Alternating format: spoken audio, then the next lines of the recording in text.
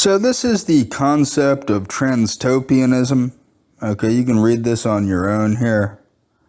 I'm going to move on, but I just wanted to show people the concept of transtopianism. This is from uvolution.com.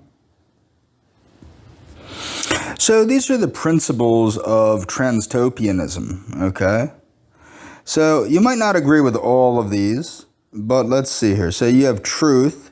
One has to understand reality in order to effectively control it. Technology is the bridge, so technology is the bridge between truth and transcendence. Knowledge alone can't eliminate our many mental and physical shortcomings, but technology can. Transcendence, the true essence of self, is not the body but the mind, and its potential far exceeds that of its frail organic shell. Only when it is freed from its doomed, rotting prison and transferred to a more robust, versatile substrate can the mind truly spread its wings and assume its rightful place among the stars.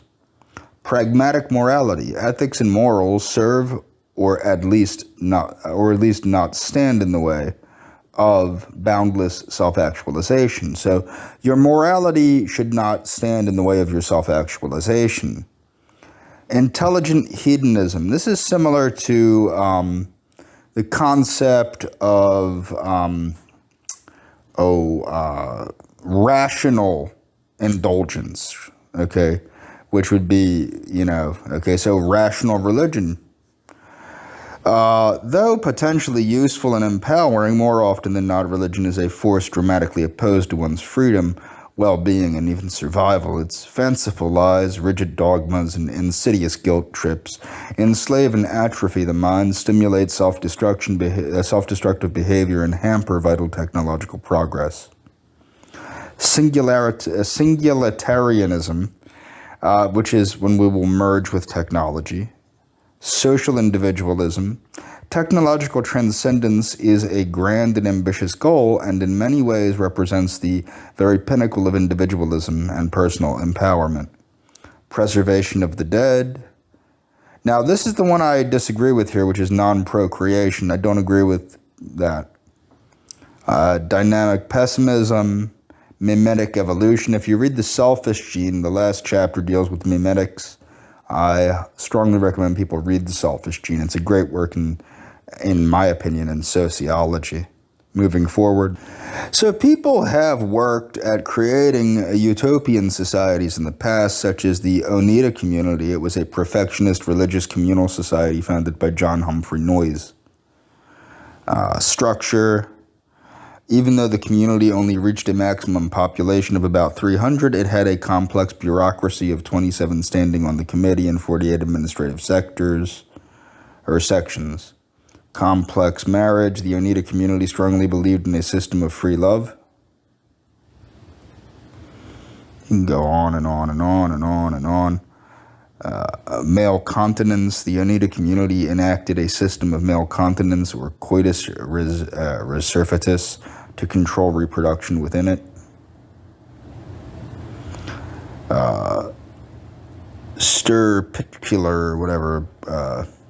So this was a proto-eugenics program of selective controlled reproduction within the community devised by Noyes and implemented in 1869. It was designed to create more spiritually and physically perfect children.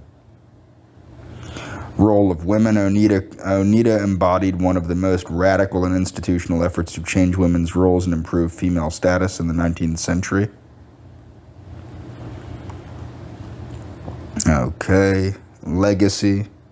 Many historians and first-person accounts of the Oneida community have been published in the commune since the commune dissolved.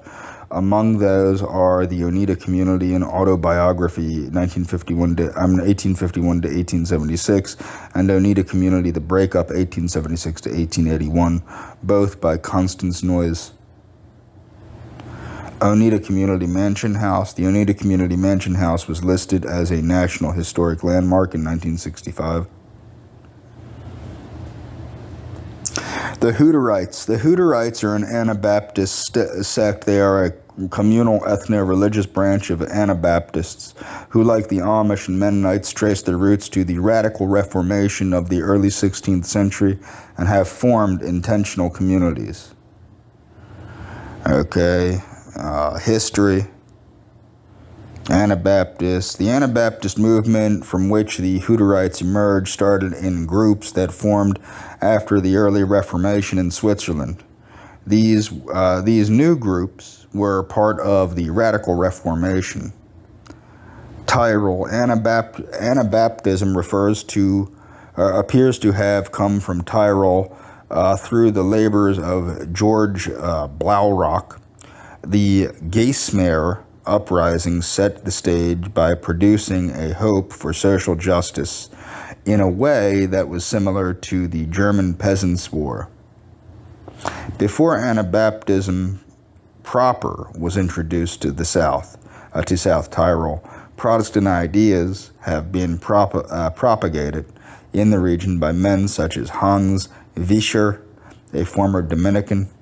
Some of those who participated where Protestant ideas were presented later became Anabaptists. Moravia and Hungary. There was a considerable degree of religious tolerance in Moravia because in the 15th century there had been several proto-Protestant movements and upheavals. In Bohemia, blah, blah, blah, blah, blah. Transylvania, Wallachia, Ukraine, United States. After sending scouts to North America in 1873, along with a Mennonite delegation, almost all Hutterites, totaling 1,265 individuals, migrated to the United States. Canada Hutterites responded to this mistreatment of their conscientious objectors by leaving the United States. Partial return to the U.S. during the Great Depression when there was a lot of economic pressure on farming populations. Some Schmeidel moved back to South Dakota. The theology, contrary to other traditional Anabaptist groups like the Amish, the Old Order Mennonites, and the Old Colony Mennonites, who have almost no written books about Anabaptist theology, the Hutterites possess an account of their beliefs. Account of our religion, doctrine, and faith of the brethren who are called Hutterites, original German title Rechenschaft, Unsere Religion, Lehr und Glaubens, written by Peter Riedman in 1540 and 1541. Hutterite communes, they have communes called colonies, are all rural. They're all rural. Many depend largely on farming or ranching, depending on their locale for their income. Colonies in the modern era have been shifting to manufacturing as it gets more difficult to make a living on farming alone. The colony is virtually self-sufficient as far as labor, constructing its own buildings, doing its own maintenance and repair on equipment, making its own clothes, etc. is concerned. This has changed in recent years, and colonies have started to depend a little more on the outside for sources for food, clothing, and other goods. Governance and leadership. Hutterite colonies are mostly patriarchal, with women participating in roles such as cooking, medical decisions, and selection and purchase of fabric for clothing. Each colony has 3 high-level leaders. The 2 top-level leaders are the minister and the secretary. A third leader is the assistant minister. The minister also holds the position as president in matters related to the incorporation of the legal business entity association with each colony.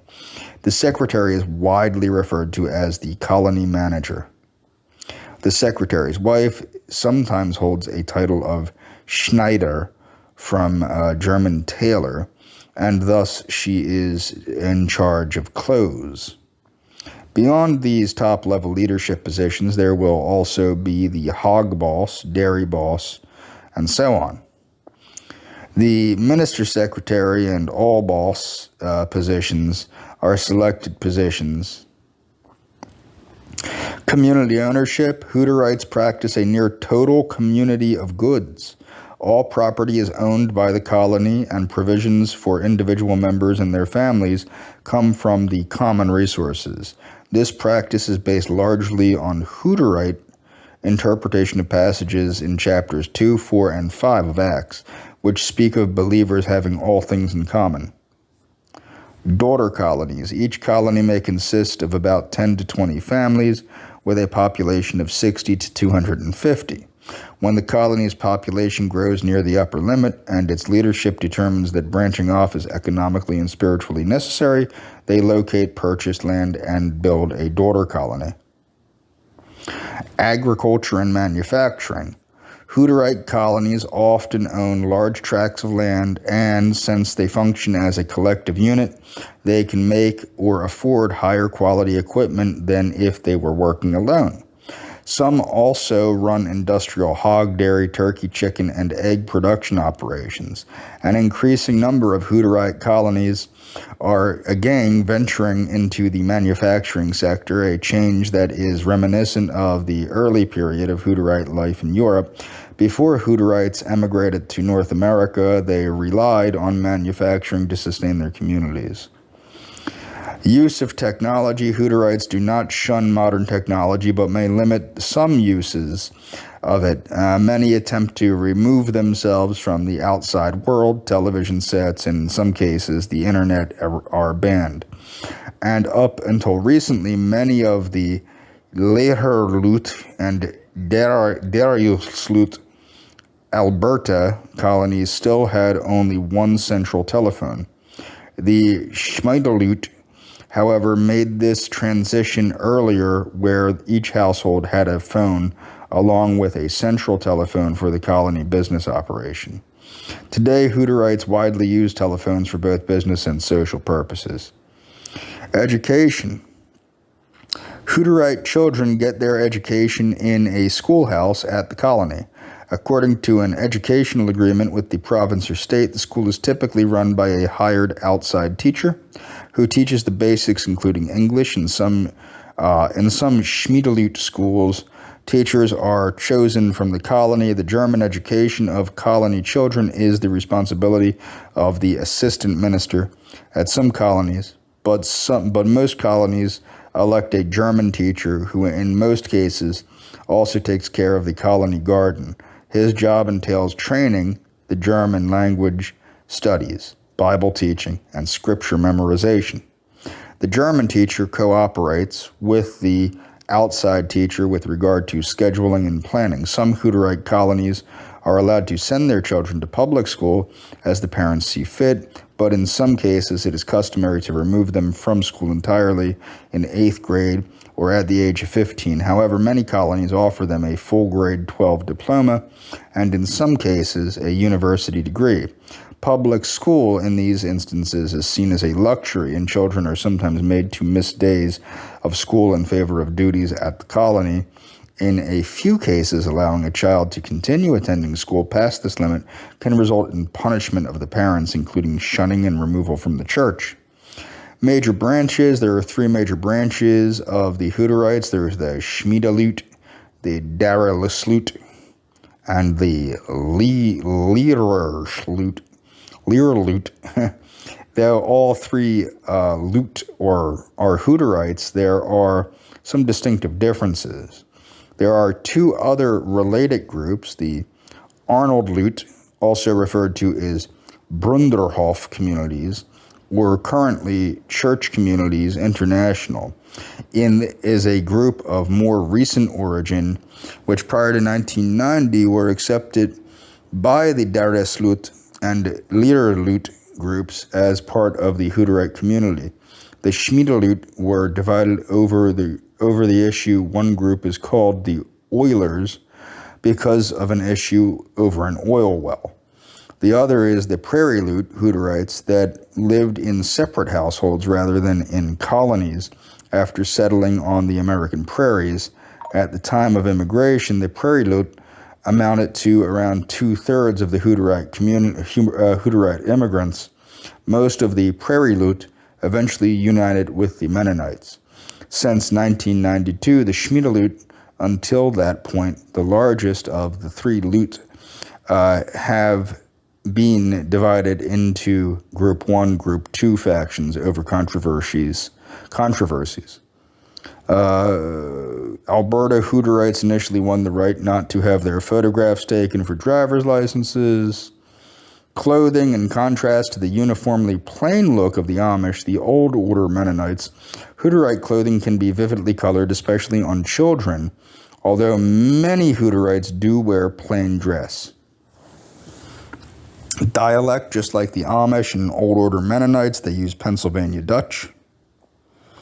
In the courts, as part of their Anabaptist teachings of non-resistance, Hutterites historically have avoided getting involved in litigation within the secular justice system. Subgroups. The Awa Hutterite colony, a Japanese Hutterite community founded in 1972, did not consist of Hutterites of European descent, but ethnic Japanese who had adopted the same way of life and were recognized as the official Darius Lut colony. The inhabitants of this colony spoke neither English nor German. The colony was disbanded in December 31st, 2019. In similar fashion, the Neo-Hutterite group called the Bruderhof was founded in Germany in 1920. They forged links with the North American Hutterites in the 1930s, continuing until 1990 when the Brundenhof were excommunicated because of a number of religious and social differences. The community farm of the Brethren, also called Julius Lut, is a Christian community with communal living at Bright, Ontario. Population and distribution. The total North American Hutterite population was about 30,000. Okay, colonies. There's different colonies. Of course, Japan. Let's check out the Awa Hutterite colony here. So, history. Buddhists have long tradition of communal living. Okay, The church decided to move out, urban environment, yada yada, Awa colony, Awa colony developed a broad base of agricultural activities, growing 20 different crops, including wheat, soybeans, potatoes, apples, raspberries, and carrots.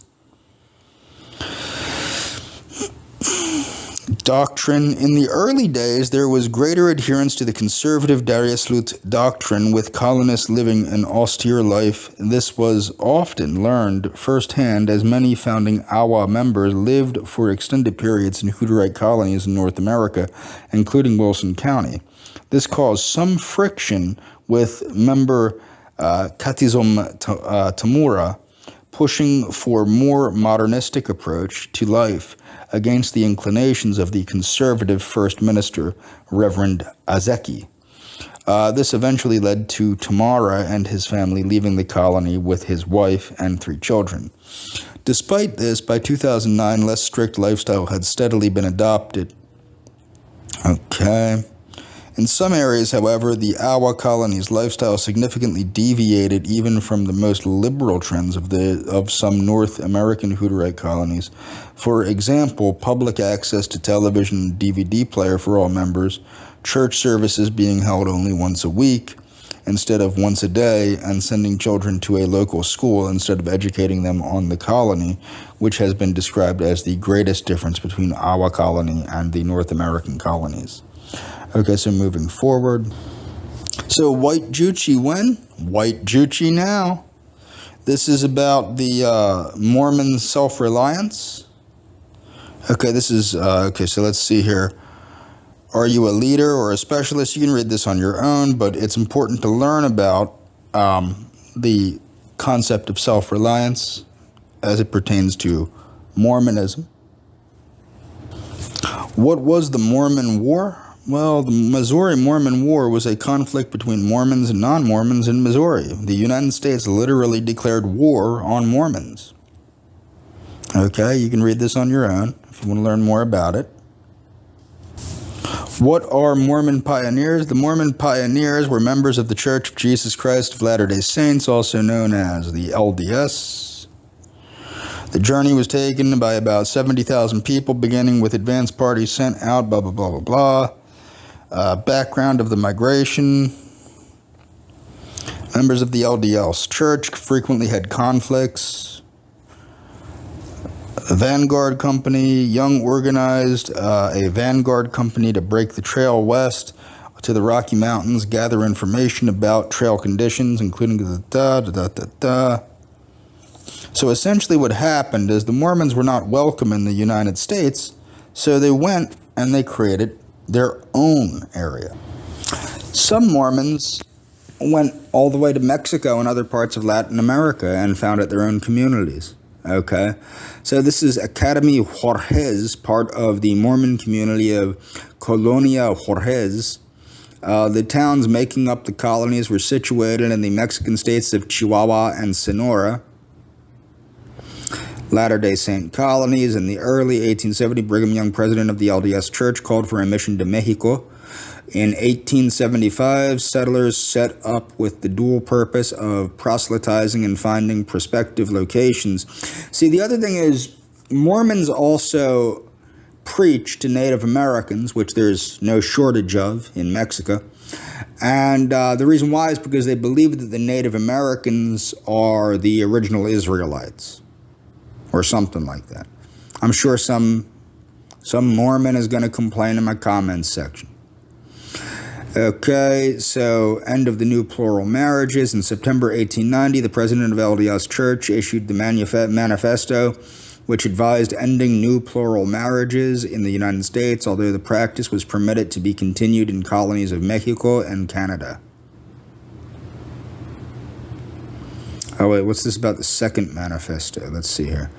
After second manifesto, which entering into new plural marriages was permitted among church membership worldwide, evacuation and return to Mexico, the anti-foreign sentiment of the Mexican Revolution in 1910 made life there for the Latter-day Saint colonists difficult, with many threats to their lives and property. The colonists returned to the United States with the absence of American LDS leaders. Many indigenous Mexicans who were proselytized during the Revolution assumed leadership duties while the violence ceased, or until the violence ceased. Plateau communities, Colonia Diaz, Colonia Juarez, Colonia Dublan. Sonoran colonies, Colonia Oaxaca, Colonia Morelos, Colonia San Jose. Prominent citizens, members of the Romney family, have roots in these colonies, including both Marion G. Romney and George W. Romney, having been born there. Latter-day Saint colonies in other areas of Mexico. Many Latter-day Saint settlements in the United States are in areas that at one time belonged to Mexico. Fundamentalist Mormon colonies. After the second manifesto was issued, the LDS Church began to excommunicate members who entered into new polygamous marriages. This resulted in excommunicated members forming their own sect, or sects. Fundamentalist indigenous Mexican leaders. While there were many excommunicated Mormons who fled to Mexico for practicing plurality, there were also groups in Mexico led by indigenous religious leaders who were also excommunicated for practicing plurality. Margarito Bautista is one such example who was excommunicated and founded his own polygamist commune in Uzumba named the Colonia Industrial Mexicana Nueva Jerusalem, or Jerusalem. List of fundamentalist Mormon colonies: Colonia Le Baron, Colonia Industrial de la Nueva Jerusalem, Uzumba, Mexico. Le Mora Bavispa, Sonora. Chula Vista, Quantina Roo, book, Mormon Colonies in Mexico. This book was written by Thomas Cottam Romney. The book details the Story of Mormons who sought refuge in Mexico. Mexican Mormon contributions to Mexico. The Church of Jesus Christ of Latter-day Saints believed it paramount that its members were able to read and understand the texts they were following. Prior to the establishment and development of the public education system in Mexico, the Church of Jesus Christ of Latter-day Saints began to establish schools in their Anglo-American colonies in Mexico, while indigenous-led educational initiatives in central Mexico existed before direct church intervention. Bernabe Parra of San Marcos, Hidalgo, established the first school for LDS Mexicans in central Mexico. Okay, moving forward. So Juche ideology, it incorporates the historical materialist ideas of Marxism, Leninism, but also strongly emphasizes the individual. Okay, so you have to understand that. Juche strongly emphasizes the individual, the nation state, and national sovereignty. Juche posits that a country will prosper once it has become self-reliant by achieving political, economic, and military independence. As Kim Jong-il emerged as Kim Il-sung's likely successor in the 1970s, loyalty to the leader was increasingly emphasized as an essential part of Juche, as expressed in the 10 principles for the establishment of a monolithic ideological system. So what are the core principles of Juche? Okay, first, the government of the Republic will implement with all consistency the line of independence, self-sufficiency, and self-defense to consolidate the political independence of the country, build up more solidly the foundations of an independent national economy, capable of ensuring the complete unification, independence, and prosperity of the nation, and increasing the country's defense capabilities so as to safeguard the security of the fatherland reliably by their own force.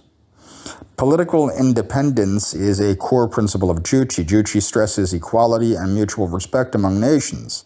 So keep that in mind. Juche stresses equality and mutual respect among nations, asserting that every state has the right to self-determination. Yielding to foreign pressure or intervention would violate the principle of political independence and threaten a country's ability to defend its sovereignty. This is in contrast to Sade Juji power, which advocates reliance on a great power. So keep this in mind. This is very important that you understand this. Juche stresses equality and mutual respect among nations, asserting that every state has the right to self-determination, like the UN says. Every state, every people has the right to self-determination, according to the UN, and that you shouldn't yield to outside pressure, okay? I think there's a lot that everyone can learn from Juche, whether you believe it or not. Kim Il-sung acknowledged that it was important for North Korea to learn from other socialist states, in particular the Soviet Union and China, but he did not want to follow their examples dogmatically. In this regard, Kim Il-sung said that the WPK needed to resolutely repudiate the tendency to swallow things of others undigested or imitate them mechanically, attributing the early successes of North Korea to the Workers' Party of Korea's independence in policymaking. Economic self-sufficiency is required to achieve political independence. These are concepts that are very similar to those of Benito Mussolini, but even more streamlined and making more sense, okay? The excessive foreign aid threatened the country's ability to develop socialism. Juche in practice. North Korea maintained close relations with the Soviet Union and China during the Cold War, having emerged from Soviet occupation and a war which it fought alongside Chinese communists. However, North Korea also opposed what it viewed as Soviet and Chinese attempts to interfere in its post-war affairs, for example, a failed challenge against Kim Il-sung's leadership. Economics, the devastation of the Korean War, North Korea, blah, blah, blah, blah, blah. Defense, the Korean People's Army is one of the largest on earth and has developed its own nuclear missiles. It produces international outreach. Kim Il-sung believed that Juche's principles would be applied around the world, not just in Korea. North Korea has organized international seminars on Juche since 1976. Regardless of the opposition forces, the determination of the people and their strength and conviction are not measured by territorial dimensions. Possession of advanced technology, still less opulence or riches, for those who wish to forget the lesson of history so easily and so quickly. Algeria, Vietnam, Guinea-Bissau, Mozambique, Angola, and closer to them, Zimbabwe, Namibia, and Tanzania, are excellent examples which make them deeply reflect on what we, meaning North Koreans, want is not the perfection of political independence alone. The evil forces craftily manipulate the economic levers in order to perpetuate their supremacy. Keep that in mind. The North Korean government established the International Institute of the Juche Idea initially, and the International Juche Research Center in Tokyo. Related concepts: Songon. Military first politics was first mentioned in 1997. There is a victory for socialism in the guns and bombs, blah, blah, blah, blah, blah. Great leader theory, unlike Marxism, which considers developments in material conditions,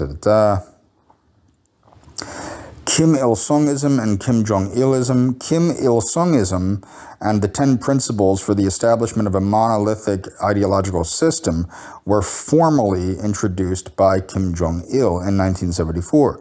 Kim Jong-il reportedly did so to strengthen his position. Okay. Socialism of our style, also referred to as Korean-style socialism and our-style socialism within North Korea, is an ideological concept Kim Jong-il introduced on 27th of December 1990. In the speech, socialism, blah, blah, blah, blah, socialism, the speaking after the revolution, Marxism, you can read this on your own if you'd like. Of course, there are links. You can look up, okay, moving on. This goes over the Green Book. Okay, I highly recommend people, honestly, I highly recommend people purchase a copy of the Green Book and read the Green Book. It promotes a concept of direct democracy. So this is a playlist I made of some of the audiobook versions of Klaus Schwab. I'm actually a fan of Klaus Schwab. People might not understand why I'm a fan of Klaus Schwab. I support the Fourth Industrial Revolution. Okay, the Fourth Industrial Revolution essentially is transhumanism, and we need to embrace things like full automation, transhumanism, singularity, and things like that if we're going to move forward as a species. I also think that if we're going to have communes and reservations for American whites, there needs to be an embrace of the Fourth Industrial Revolution, at least in the sense of the technological aspects of it. So this is the Venus Project, and I've wanted people for a long time to look into this. I highly recommend people check out the Venus Project, learn about Jacques Fresco. A lot of his concepts would be very, very important to the establishment. Here, let's just take a look at this one real quick.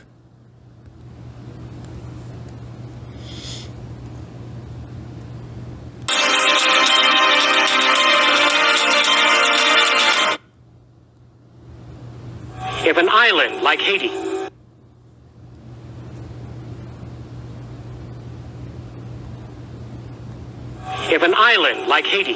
had about several $100 million in assets, but they went on, they printed more money than they had things to back it up or gold, then that money has no value.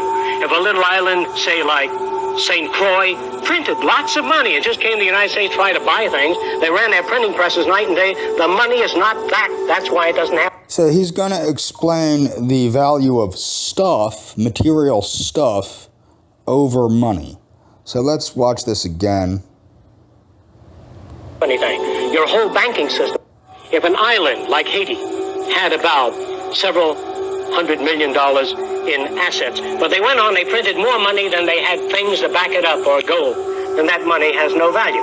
If a little island, say like St. Croix, printed lots of money and just came to the United States to try to buy things, they ran their printing presses night and day, the money is not that. That's why it doesn't have anything. Your whole banking system is utterly corrupt. Your lending institutions have loused up the system, but there's nobody out there telling you what's wrong with it. So it looks okay to you. The national debt has grown too large for the national debt clock.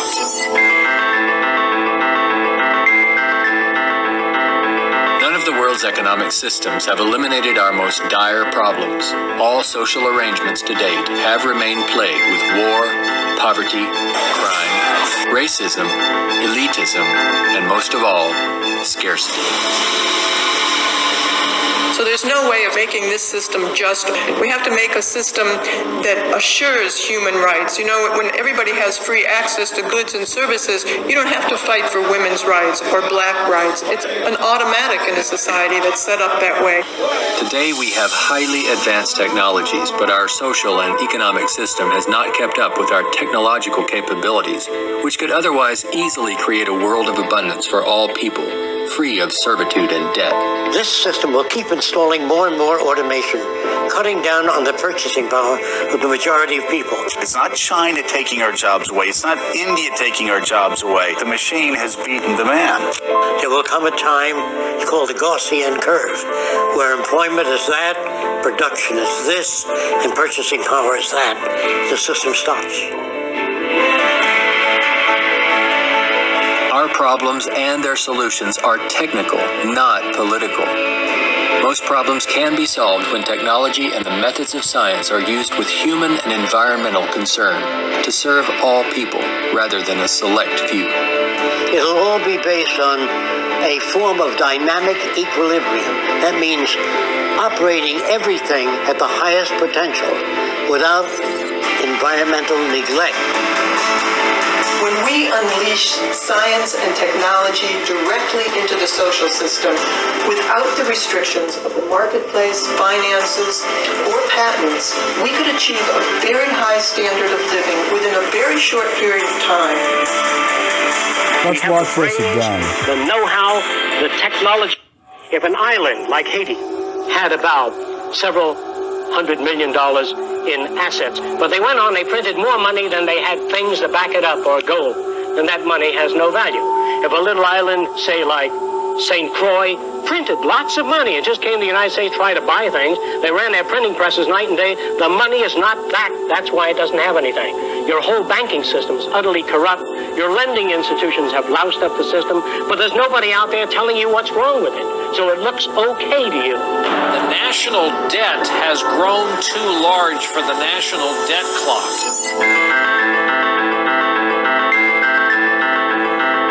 None of the world's economic systems have eliminated our most dire problems. All social arrangements to date have remained plagued with war, poverty, crime, racism, elitism, and most of all, scarcity. So there's no way of making this system just. We have to make a system that assures human rights. You know, when everybody has free access to goods and services, you don't have to fight for women's rights or black rights. It's an automatic in a society that's set up that way. Today we have highly advanced technologies, but our social and economic system has not kept up with our technological capability. But our social and economic system has not kept up with our technological capability. But our social and economic system has not kept up with our technological capabilities, which could otherwise easily create a world of abundance for all people, free of which could otherwise easily create a world of abundance for all people, which could otherwise easily create a world of abundance for all people, free of servitude and debt. All people, free of servitude and debt. All people, free of servitude and debt. This system will keep installing more and more automation, cutting down on the purchasing power of the majority of people. It's not China taking our jobs away. It's not India taking our jobs away. The machine has beaten the man. There will come a time, it's called the Gaussian curve, where employment is that, production is this, and purchasing power is that. The system stops. Our problems and their solutions are technical, not political. Our problems and their solutions are technical, not political. Our problems and their solutions are technical, not. Our problems and their solutions are technical, not political. Most problems can be solved when technology and the methods of science are used with human and environmental concern. Most problems can be solved when technology and the methods of science are used with human and environmental concern. Most problems can be solved when technology and the methods of science are used with human and environmental concern to serve all people rather than a select few. It'll all be based on a form of dynamic equilibrium. That means operating everything at the highest potential without environmental neglect. When we unleash science and technology directly into the social system without the restrictions of the marketplace, without the restrictions of the marketplace, finances, or patents, we could achieve a very high standard of living within a very short period of time. We have the brains, the know-how, the technology, and the feasibility to build an entirely new civilization.